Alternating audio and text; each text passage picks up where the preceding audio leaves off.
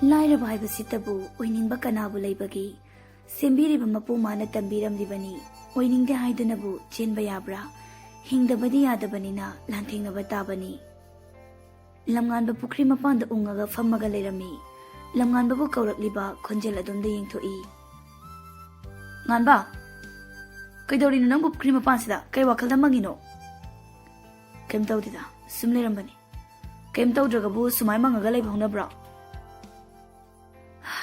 Bye.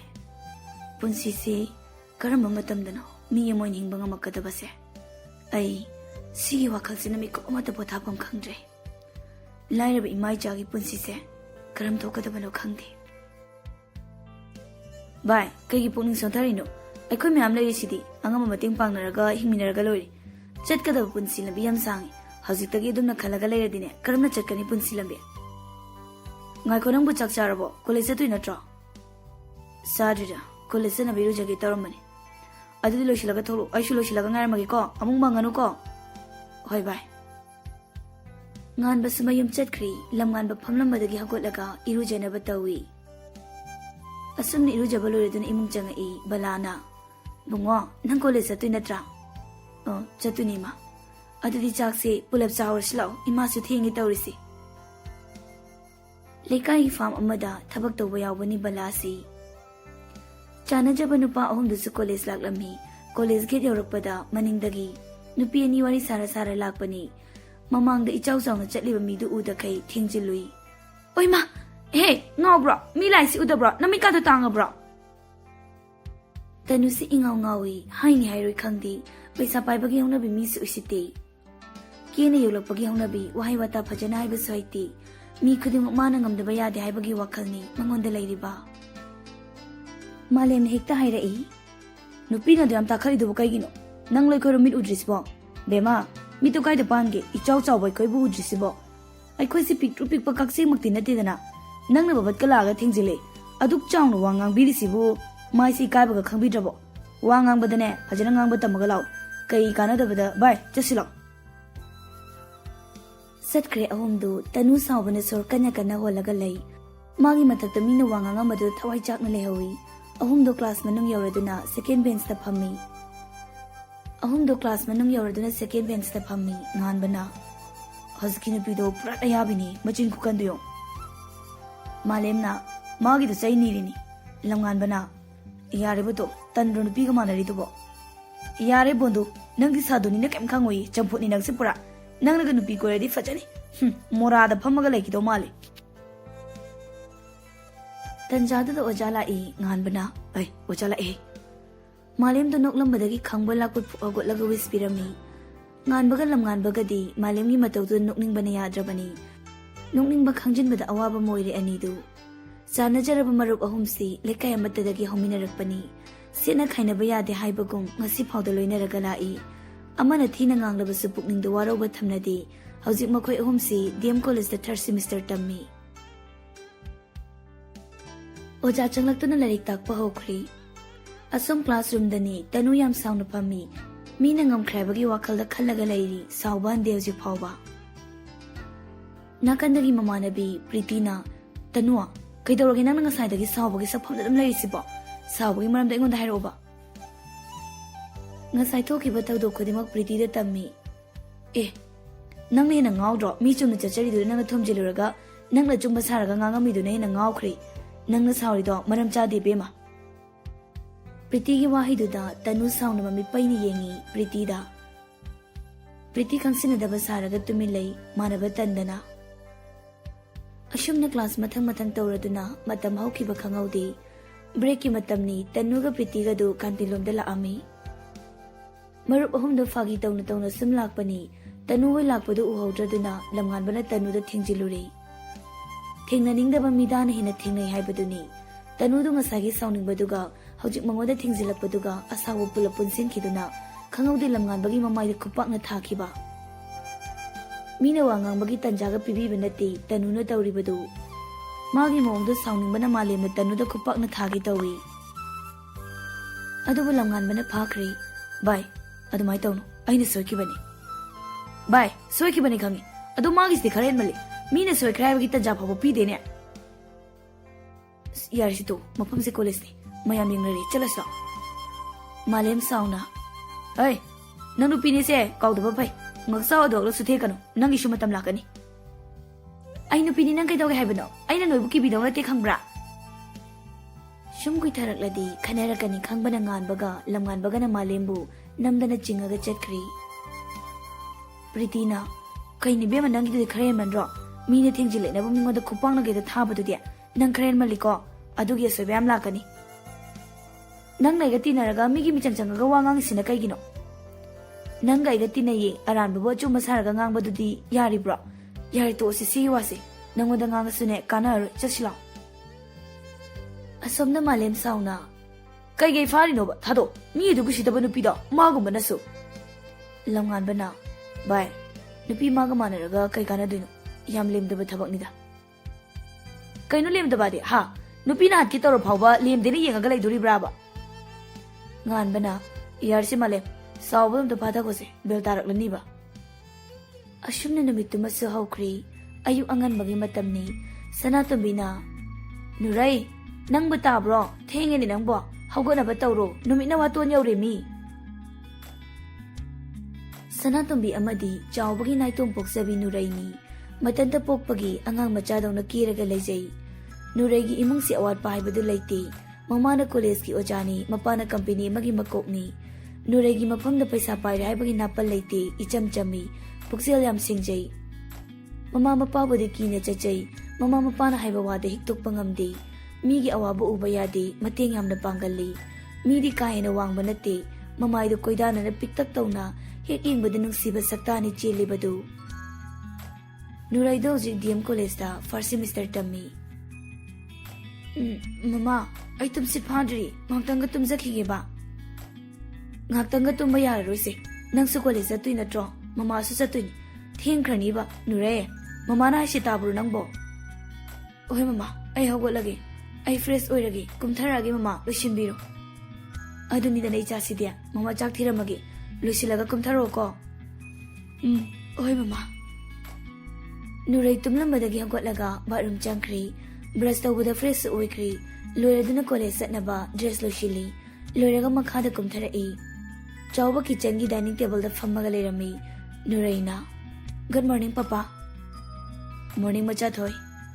Papa, tabak sa tuya. Papa na ba tabak lipaya bro? Papa na tabak chatpada, icha so kole sa tilamagi. Hoy, Papa. Ashum na makoy ahumsu, chak chabalure duna, chat na batong na rai. Sana tumbina, Nure, ngay ko ni nang bo, mamamanam na bigi. Nure gimanak chang aga manam nambi. Nure, fajampan na chatlu ko, college laga na karan tawagano. Hoy mama, ay chalukigi. Chawbagi bodyguard amana Nure ga thokri. Chawbagi bodyguard amana Nure gi thonghang do pirai. Nure suka khatlaga phomkri. Gari do mathang thaudorakli. Gari do sum thaurakpana college yauraduna bodyguard amatu na kumtharaklaga Nure gi thonghang to I. Gari manungdagi Nure tapna kumtharai. Chawbana, Machatoy, fajana sangu ko hore milo butharake. Hoy papa. Nure di tapna college manungda changai. Nure gi ningthimi maithong ubada leram liba mipum khudingma Nure da mifam thamnarai. Karigi di ngauroi aduk ningthi chabi mahakpu ubada phajababu pamdaba kana leibagi ahobabu chaningdaba kana lei haibaduni. Nurai sumlakpana classroom yauraduna changai. Kaida fam sigena yenglakpada second bench ta nupi ama mathanta phamaga leibaduda changsilaga ai sida phamge yani ko mi lak tawga leibra. Yayi phamo kanam lakningai leite. Thank you. Askai thank you no aduma hainarosiko. Adu nang sing asin ahan bakara pumale nahan kay udi. Ngasin ahan balak pa ni ay di ka nam kang nabasulayti. Adu nang asidagi iba ni best friend oise yabra. Yaye ay sunahan kay kang nabakanam layta dana boring churamini. Ngasidi harawre ay friend na mating nabasi. Nahan kay tinasi kanam hay bilagte. Adu bay nangiming kay kauge. Nuray kawi nangidi. Ay gidi Jenita kawi. Classroom da lady banu passing to the Nuraidi Yangagalay. Tanuna is Pajari kind of size Ipakti Paktana, Arimbiga Sarib. Kaiden no passing sina yang sina. Pritina Nauna lakta ngariba nupisina nangonda kay hairage nang adu yam sawriduna phajaba haisitine mipum khudimang yengningbawna sani mi phajabagi yengjabase nangna sawbirisina kalakpro chakpro ba nangi tup ilepam thokpa lay yadra Pritiya kaigino nangna aina sawningada ba asum hairisibo Nangi mongdo yaningdaba adugina aina hairisi Tanugi mong si Priti na sunya yaningde aduna thina chaybani asumna oja changla aga class tawba hawkri Malemna koino ngasi sibu pungsi satri sibo ngasi di boring am chuye ngan bana tumile ko nupana ojana mucherakani ama sidi larik na tawaini na akoi na ngangna rika si tabi bejana ti tawrisi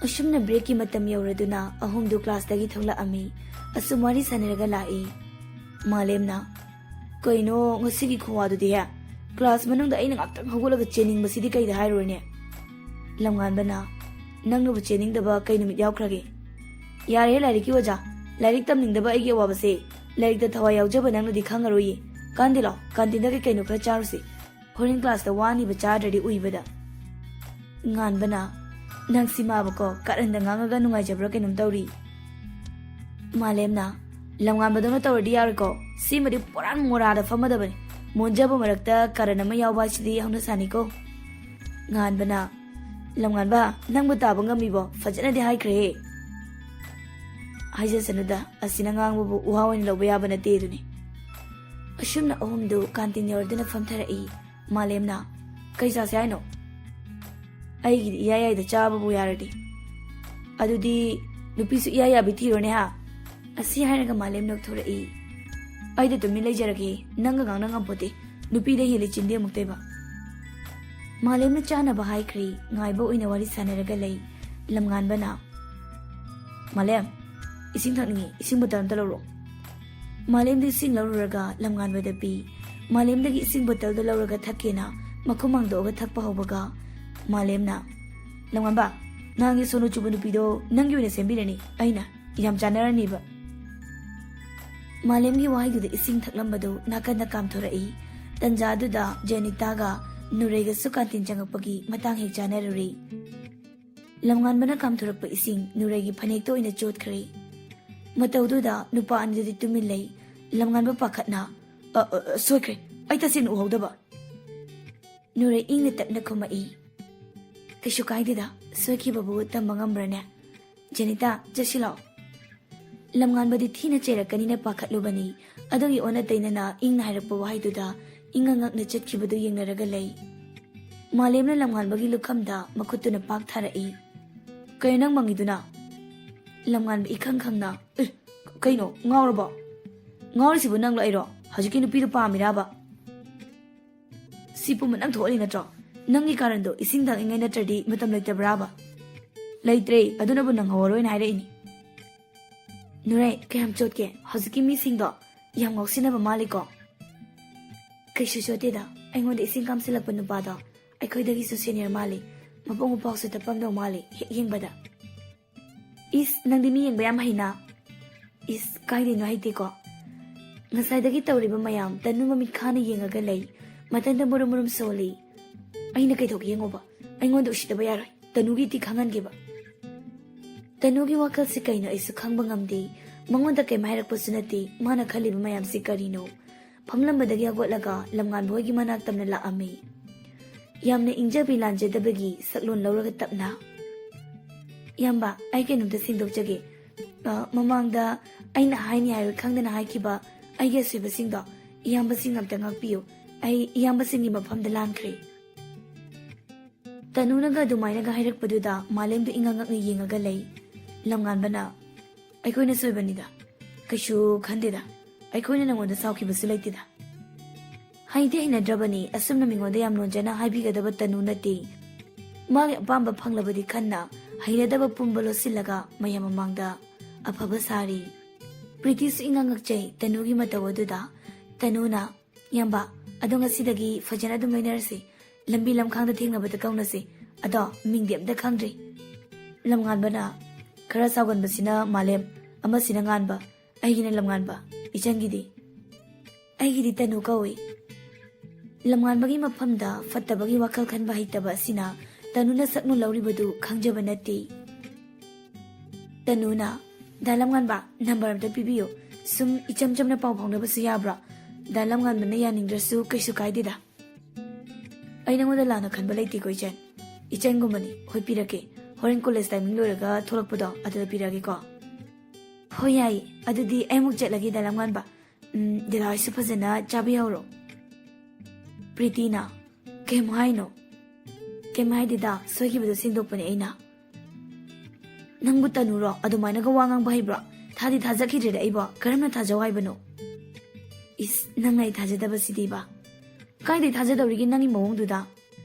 Yarise kona thajaro class alasilao.